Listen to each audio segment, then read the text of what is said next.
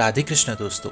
जैसे कि आप सबको ज्ञात है कि मन का असली कार्य है मनन करना, चिंतन करना, संकल्प विकल्प करना तथा किसी भी विषय को लेके उसको डूबना। ये मन का स्वभाव है। वो कोई बात पकड़ लेगा, कोई दृश्य पकड़ लेगा, कोई विषय पकड़ लेगा और मन इतनी चतुराई से उपासक को डुबाता है कि इस स्थिति में साधक को एकदम सावधान रहना चाहिए। ये बहुत ही सावधानी का विषय है। हमारा मन सदैव हमें सिखाता है।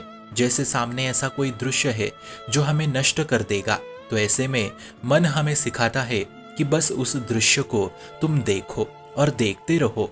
उसको थोड़ी छूना है, बस देख लेना है। देखने से तुम थोड़ी नष्ट होगे। तो ऐसे करके वो आपको अपने जाल में फंसाता है।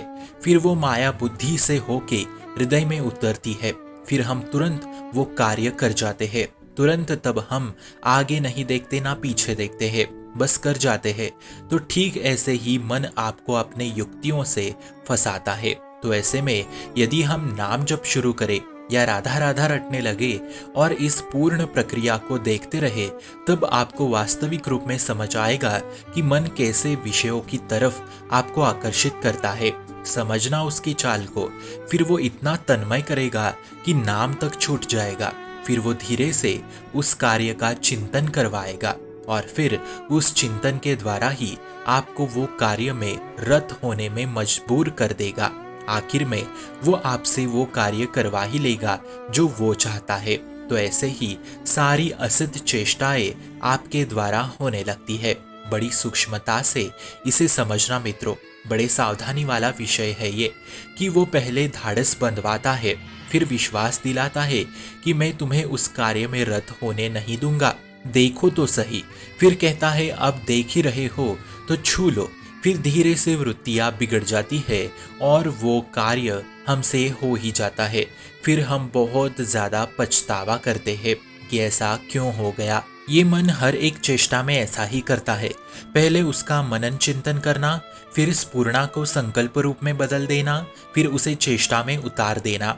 वो उपासक को समझने का समय ही नहीं देता। वो तत्काल वो कार्य करा देता है।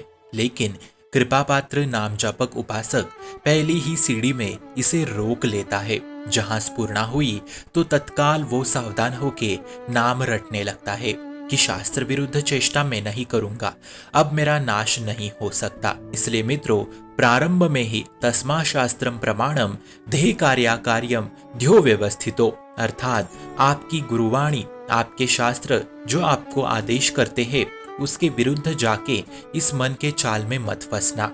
ये मन बहुत बेईमान है, बार बार रुलाता है पछतावे के जरिए और फिर वही करता है। संकल्प कराएगा कि आज के बाद ऐसा नहीं होगा, उसकी शपथ लेगा, इसकी शपथ लेगा, पर थोड़ा समय होते ही वापस वही। फिर सैकड़ों बार यही चलता है। ऐसे वो उपासक हार जाता है। फिर उसके अंतःकरण में निराशा छा जाती है। फिर वो उपासना मार्ग से अपनी रुचि हटाने लगता है। फिर दुख में जीवन व्यतीत करके अंत में दुर्गति को प्राप्त होता है। इसलिए सखियों सखाओं, अभी इसी वक्त बहुत सावधान। मन पे विजय प्राप्त करने के लिए शास्त्र अनुसार ही आचरण हो। प्रतिकूलस्य वर्जनम, सुमिरन ना होने दो। प्रयास करो कि निरंतर नाम को कैसे चलाए। नाम छूटा तो समझो दुर्घटना घटी। कहीं पे भी मनमानी आचरण मत करो। शास्त्रों ने बताया है कि भगवत मार्ग में कैसे चलना है, कैसे व्यवहार करना है, क्या खाना है, क्या पीना है, सब ठीक वैसे ही करो, वरना मन बुराई में डुबो देगा। फिर मन को संभालना कठिन हो जाएगा। इसलिए प्यारे, पहली ही सीढ़ी पे इसे रोको। इसे गलत कार्यों में उतरने मत दो। जहां मन में विकार आए, गलत चिंतन हुआ तो तत्काल नाम शुरू करो। अकेलेपन में मत बैठो। तब ऐसे प्रथम सीढ़ी पे ही उस पे नाम का घाव चलाओ, तो समय के साथ वो मर जाएगा केवल नाम के प्रहार से। ऐसे ही मन पे विजय प्राप्त किया जा सकता है। शुभम भवतु कल्याणमोस्तु।